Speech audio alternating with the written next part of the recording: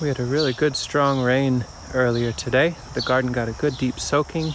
Seedlings for the fall are getting their needs met, and I just planted out a bunch of cabbage transplants. So I'm winding down for the evening, and I thought I would follow up with what I said I would do the other day, which is to take a meander out to our neighbor's site and show an update on the food forest from lawn conversion project out there. So stick around.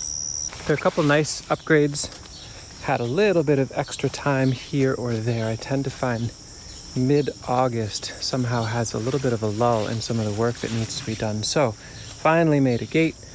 Probably needs a latch or something, but this is made out of locust and opens fine enough. Anyway, yeah, here we are with the rain that came in. This got refilled. Yesterday this was actually bone dry, and there's a lot happening out here right now. There are lots of crops for our fall usage. There's a bunch of beets and carrots and brassicas and the like. We'll take a look at those. I'd like to look in more detail about this channel in here and what's growing. This is probably one of my most exciting elements in here, specifically the rice and the taro and some propagation work. And we could take a look at the pond too. Maybe I'll start with this trench, which in a lot of ways I feel like represents the future of where I'd like to see a lot of this system go.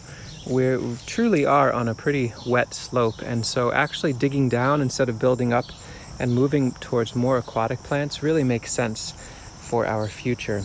And so I'd like to highlight some of the plants that have worked nicely in this season.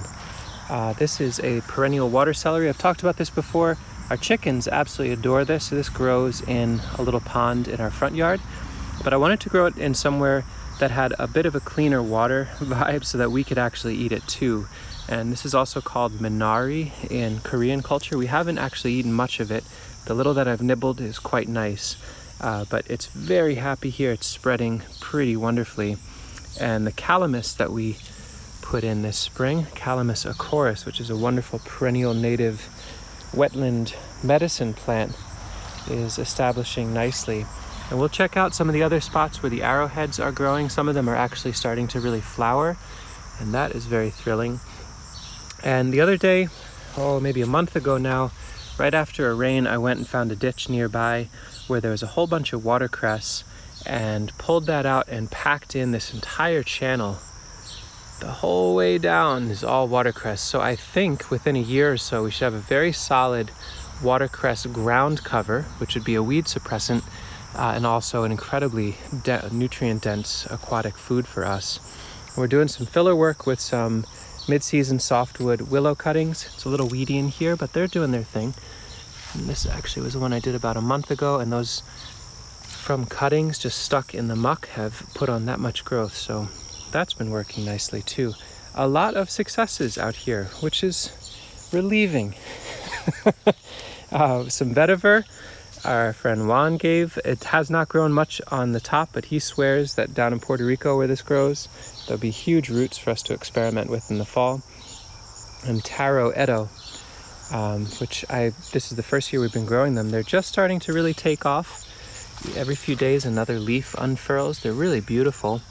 It remains to be seen how to work with these in the kitchen, but we'll check that out. Some skirret, more watercress, and then the real exciting part for me is all of this rice. It's a fair bit of work to get this going, but every single one of these stalks has, 40 or 50 little grains of rice, and this goes on for quite a while. So that was one little packet of seed this spring, started and spread out here, and my hope is to let some of it fall into the muck this winter and see if they actually are willing to naturalize, whether voles will eat them or birds will eat them. We're going to harvest a whole lot for us, but I'm really thrilled to see if rice can actually naturalize in this landscape. And yeah, pretty neat to see that happening through here. The pond is doing some pretty wonderful things. We've been swimming most days, especially during the heat of the day. Again, another huge thank you to our friend Daniel, who is a YouTube viewer who reached out in the spring and sent us these water lotus, and you can see a couple in there, some that are leaning into the willow. They've got leaves that are standing about 4 or 5 feet tall. And we've got some varieties here that are meant for flowers, some that are meant for tubers, some that are meant for seed. And each time I go swimming, especially in that patch, I go in, I dive down and take a little tuber that's run and spread them out. So I'm actively working through this growing season to spread some of these aquatic perennials. In fact, the arrowhead planting that we put in a little ways back, I've now spread that to all the nooks and crannies, the far reaches of the pond, and on its own it's spreading really nicely too. We've been trying to figure out a balance with some resident groundhogs and rabbits that have found this space to be an absolute delight, and so far we're just dealing with it. Skirret here, the two transplants, it turned out to be incredibly desirable to groundhogs, but it seems like they're growing well enough despite the constant browse to still make some flower heads and maybe some seeds. I know it's groundhog because a lot of the bites are happening really high up and are super haggard. It looks like somebody took pliers and twisted it until it ripped. Not unlike a deer browse vibe, but that's the groundhog bit. And then the rabbits are coming in and they're having their fun too. So we've got some summer squash that I think this is probably groundhog actually, but there's a lot of folks coming through here that are probably dipping into the water to get something to drink. Maybe they're swimming in there, I don't know. Coming out, having a little fresh zucchini. I think we're gonna still stick soundly in the realm of what does it look like to just keep sowing way more all the time, planting more, and tolerating and actually appreciating that they're having some fun too. We'll see how that works in the long run. You can see these carrots zipped pretty thoroughly by rabbit browse, but we might still get some carrots. So yeah, it's one of those things. There's that abundance model. You kind of have to keep hustling to generate more and more abundance to keep it feeling that way, especially when other creatures are leaning into the delightful abundance too. Another fun upgrade that happened recently, this was yesterday, I just set aside an hour and a half and just did it. Finally made a dock for this pond, simple, made out of black locust. It still needs some more work, but my plan is actually to flank the whole thing in stones and prop it underneath and then make a stone and earth berm that transitions right to it. I kind of wish I had been filming when I was making this, because at one point I thought I had screwed down this end and I stood on the far end and this plank went flying up in the air.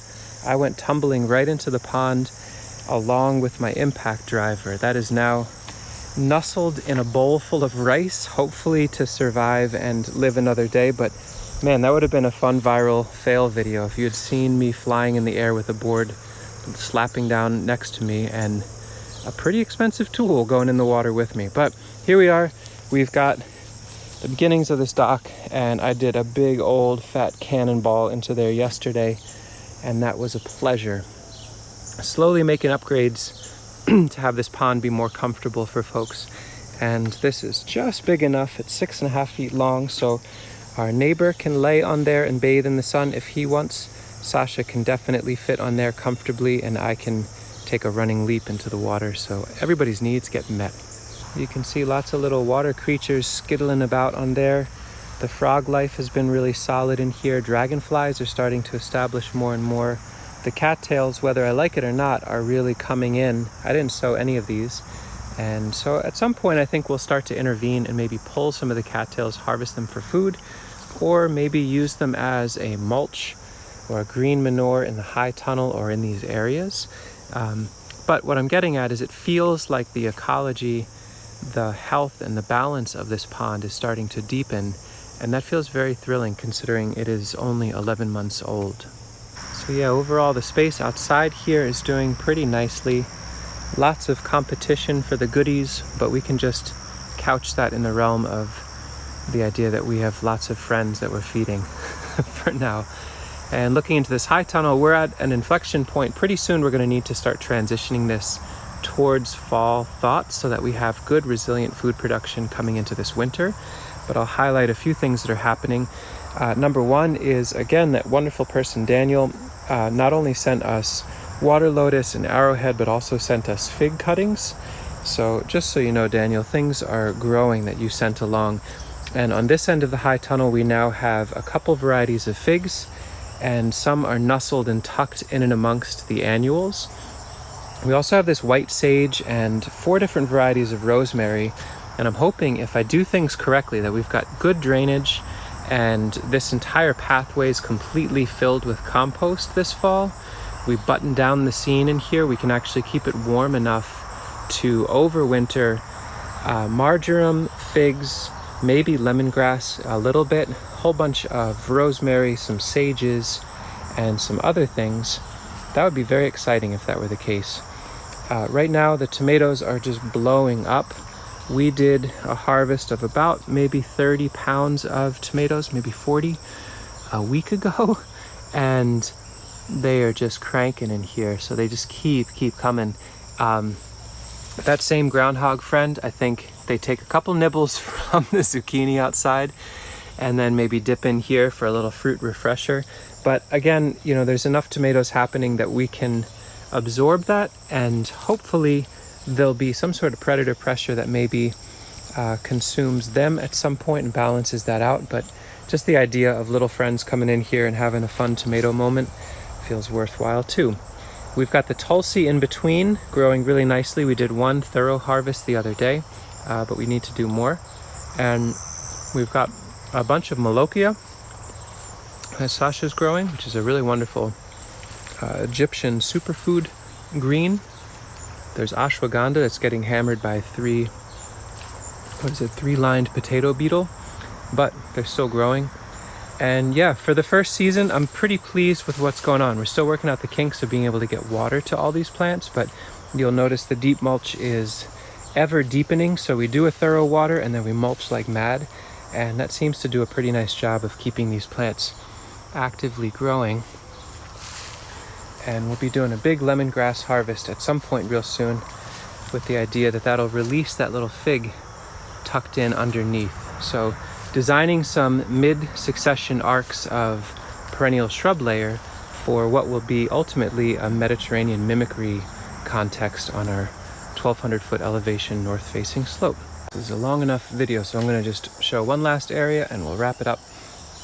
This may be reminiscent, or folks may remember this from last year. Well, first of all, there's some nice amaranth. We dumped a bunch of local organic horse manure here this spring, and the amaranth did not complain being tossed into there. So hopefully we get a nice grain crop from those.